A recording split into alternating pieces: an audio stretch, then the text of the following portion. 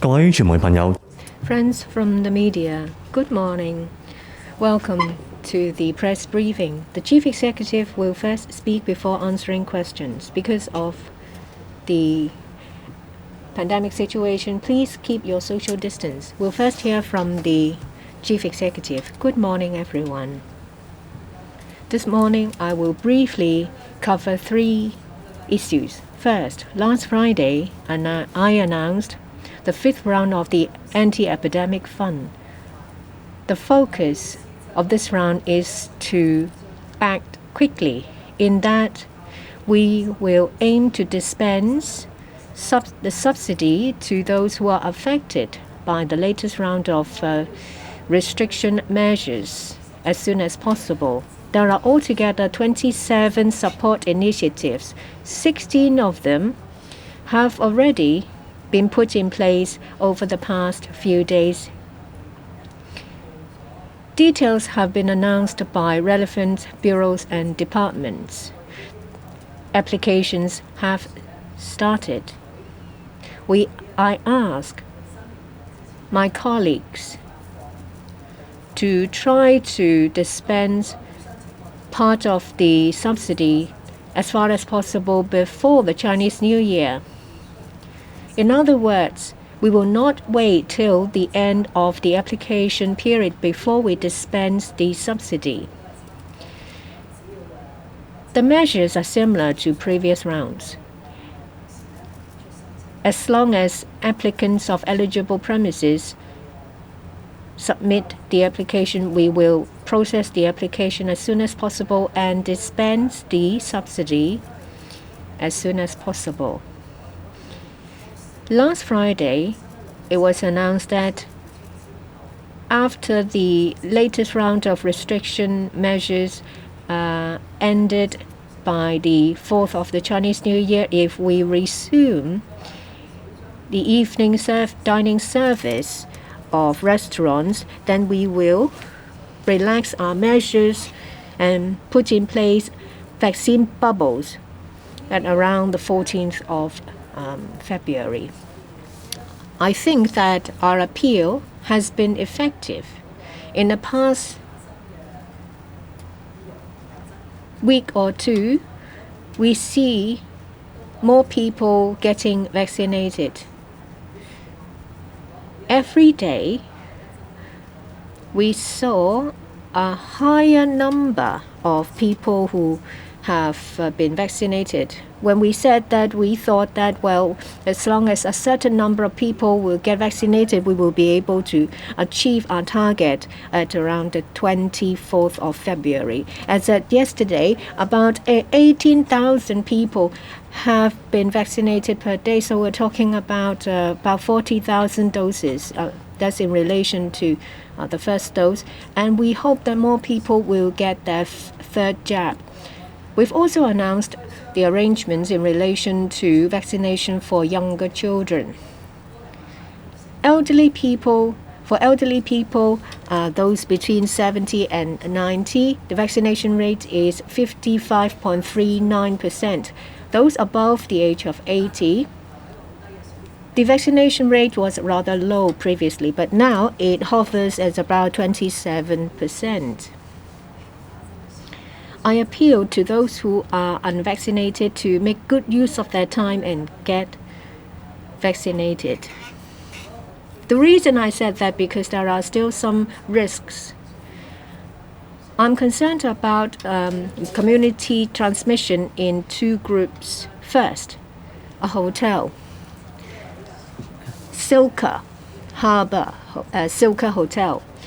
A lady who arrived in Hong Kong was infected with the virus at the hotel, and it was rather transmissible. Yesterday, the CHB announced that there are 9 preliminary positive cases related to this hotel case.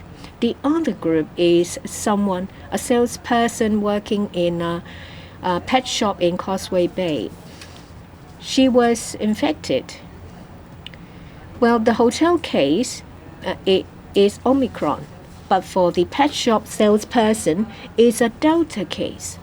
So we're concerned that in Hong Kong, there will be risks of transmission of the two variants.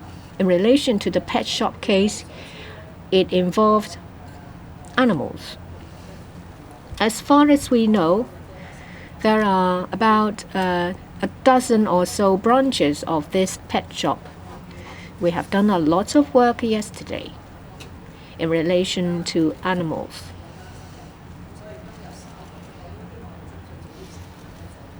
We are concerned. The Secretary for Food and Health, together with the Director of Agriculture and Fisheries Conservation, will speak to you in relation to the update of our investigation to alert the public. That's more or less the update I have for you. Now I'll answer questions.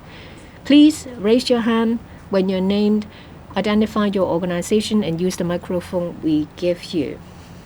The lady at the front. Good morning, I'm from TVB. For the anti-epidemic fund, a lot of trade is said that they're disappointed about the amount because that it will not even cover the cost. Will you increase the amount? And some grassroots workers said that they will stop earning. They will stop earning when they stop working. Will there be additional measures to help grassroots workers? Well, in relation to crew members going out in passengers flight, coming back in cargo flight, as well as the dinner party involving 13 government officials, when will you be able to speak to us about the result of the investigation? Last Friday, as I said, that I announced an extension of the social distancing restriction measures by another 2 weeks that will straddle the Chinese New Year. On the same day, I said that we will earmark funding for the 5th round of anti-epidemic fund. Some people compare that with the 4th round. For the 4th round, it covered a period when premises have been forced to close for quite a long time, say over 100 days or so, in relation to a ban on dine-in services. There were some additional subsidy, but we did not call it the 5th round.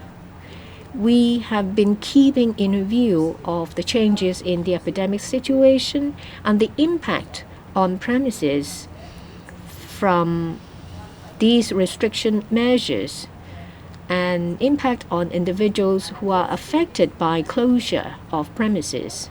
We provide them with subsidy, but every time we were not able to address all the concern and needs of premises, and we were unable to cover the entirety of their loss, because every time we have rolled out restriction measures, it will affect people from all levels in different trades. Some people ask for opening of these services instead of giving us subsidy.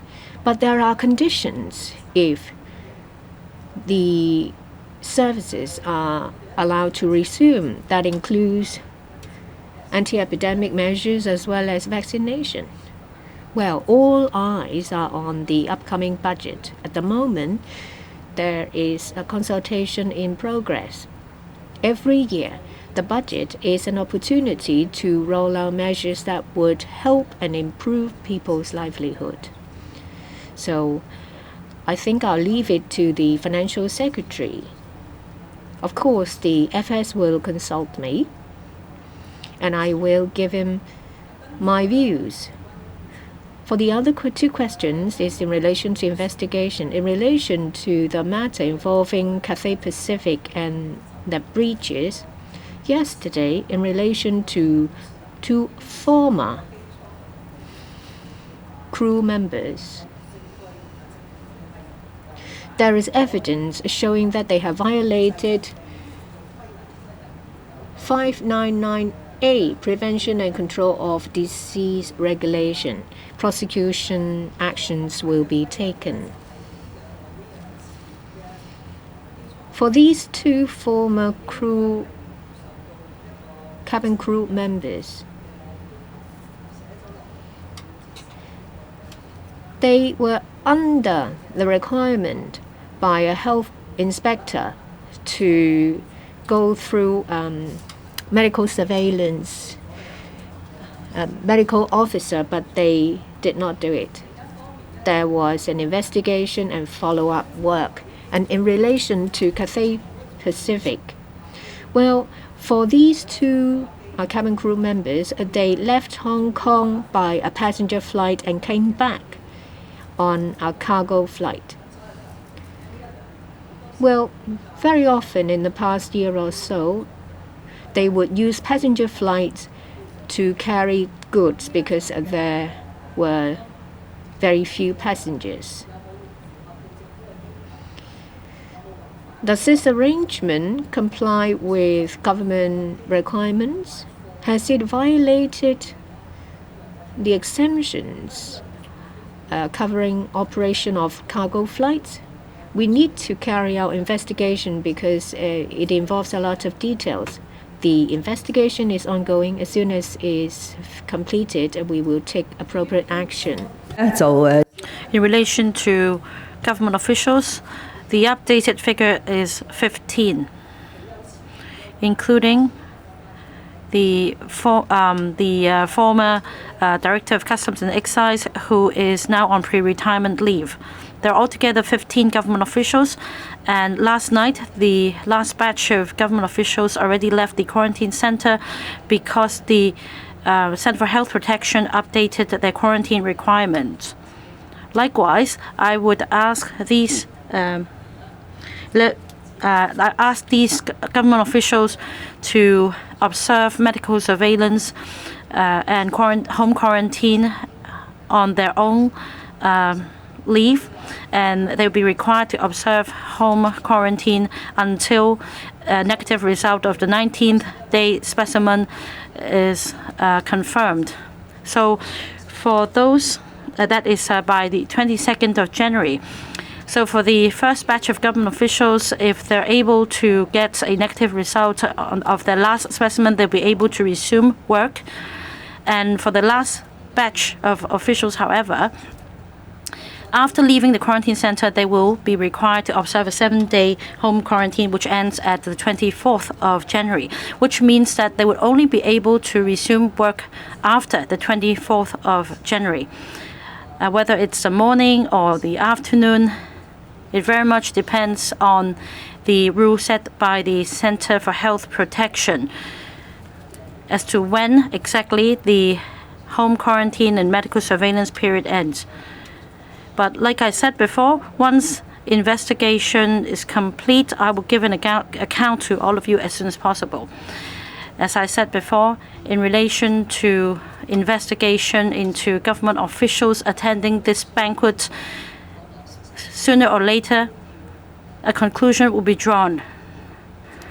We need to give an account to the public, and I need to be fair to the restaurants concerned. But I must say that the investigation result is still pending. Next question. This Mayor reporter in white. Good morning, Chief Executive. An expert suggested that only a universal testing program could help identify silent transmission and curb transmission chains. Would the Chief Executive consider rolling out this measure to cut transmission link? Will there be a universal testing program? I think we need to understand more thoroughly when it comes to testing for virus, what tests are we talking about? As of this moment, our experts, including the Chief Executive's experts and experts of the Center for Health Protection, have not suggested to the government that a universal community testing program should be rolled out. Universal testing means that the 7 million population must complete the testing, complete the test within a certain time frame. according to the mainland's experience, in order to make the universal testing effective, you need to impose a lockdown at the same time. So whilst results are pending, we need to make sure that people will stay in, as you must know. So each night, in relation to a small area or a certain building, we impose restriction testing declaration. But other than that, we've never imposed any lockdown across the territory in the past 2 years.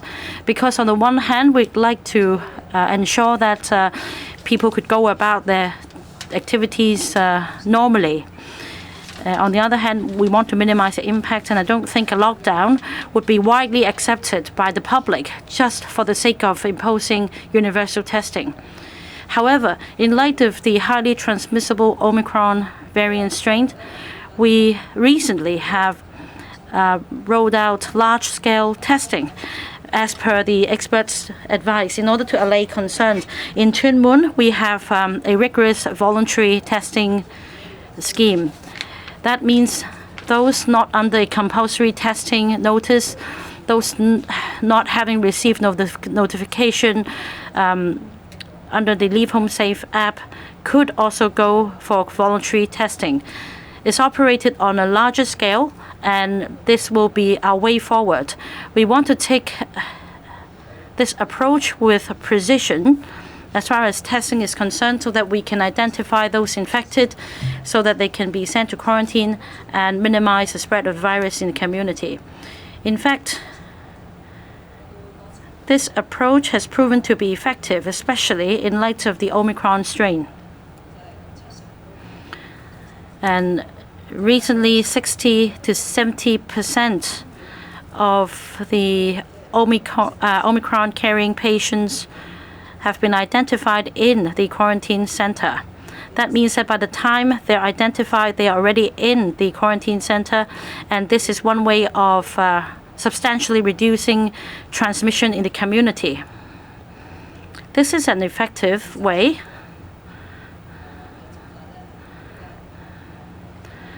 And I don't think it is appropriate to try out something that has never been tried before. And this is our current approach in minimizing spread of the virus. Last question, this reporter.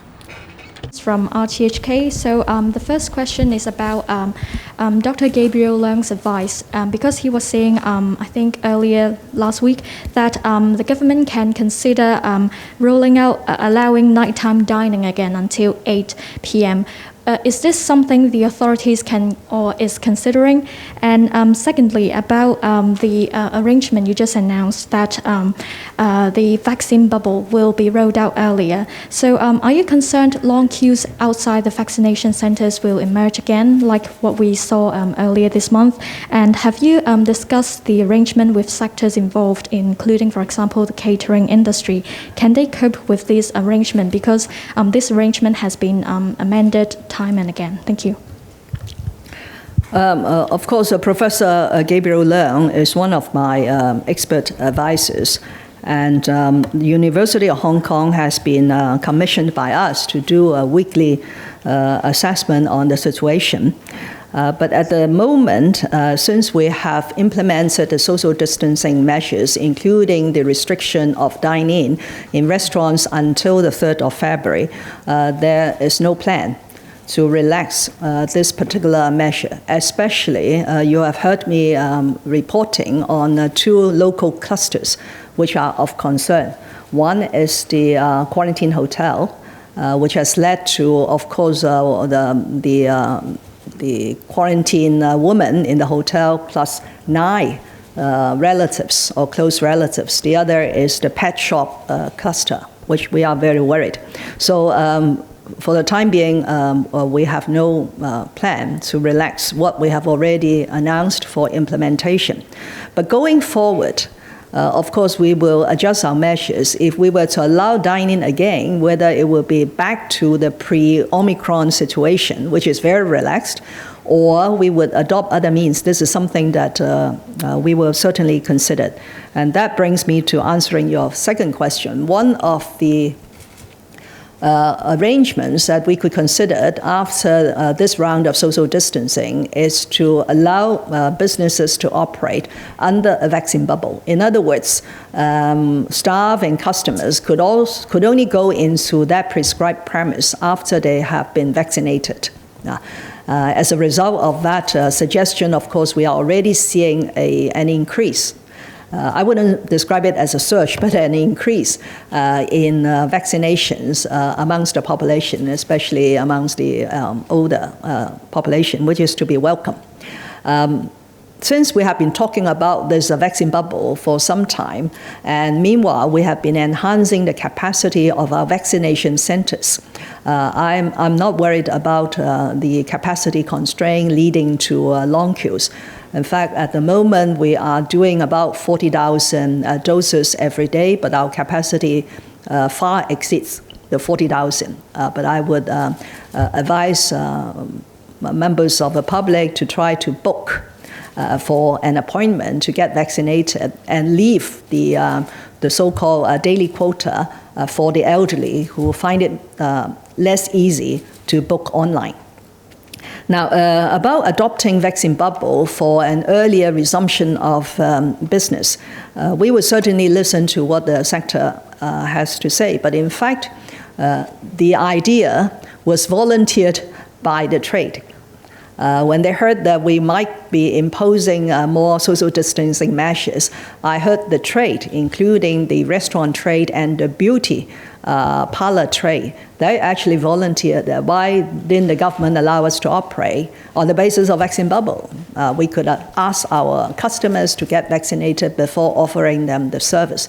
So, but in the next 2 weeks or so, we will continue to engage them and see whether we come up with more acceptable arrangements that will give us the assurance on fighting the epidemic, but at the moment allowing the business to operate. I fully understand their grievances and their hardship. We try to help through the AEF 5.0, and we will continue to closely monitor the situation and consider other means of support as and when necessary. 多謝大家。 Thank you. That's the end of today's press briefing. Thank you.